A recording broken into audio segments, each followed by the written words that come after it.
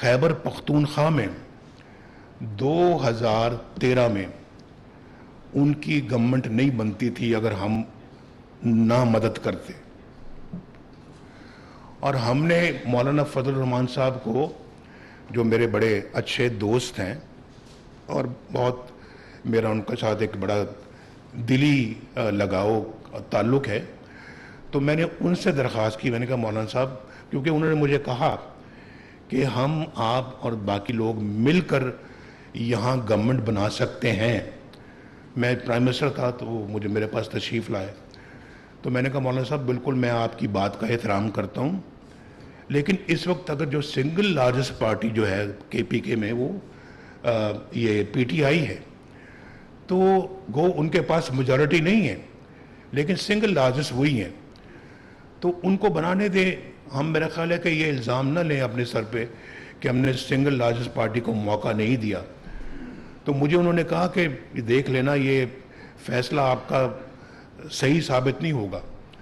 میں نے کہا مولانا صاحب میں ٹھیک ہے آپ کی بات صحیح ہے اپنی جگہ پہ، لیکن میرا خیال ہے کہ ان کو موقع دینا چاہیے.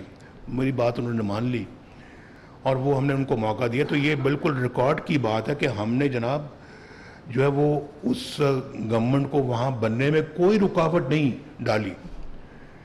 ایک موقع تھا کہ آپ کو پتہ ہے کہ ایک وزیر اعظم تھے، انہوں نے پورے سارے صوبوں میں اپنی گورنمنٹ بنائی تھی. دوسری گورنمنٹس کو بھی، پارٹیوں کی گورنمنٹس کو اکھاڑ کے اپنی پارٹی کی گورنمنٹ بنائی، لیکن ہم نے ایسا کام نہیں کیا. آزاد کشمیر کے اندر ان کی گورنمنٹ تھی پی ٹی آئی کی، ہم نے اس کو بھی نہیں چھیڑا. پیپلز پارٹی کی گورنمنٹ تھی، ہم نے اس کو بھی نہیں چھیڑا.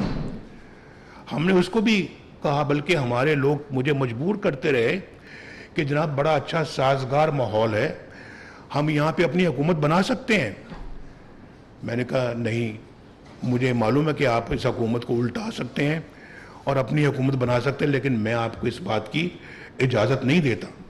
نہیں بنائی ہم نے وہاں پہ گورنمنٹ، انہی کی گورنمنٹ کو چلنے دیا. تو ہم اپنا جو ہے نا وہ، اگر وہاں پہ پی ٹی آئی کی گورنمنٹ بھی ہوتی تو ہم یہی کرتے.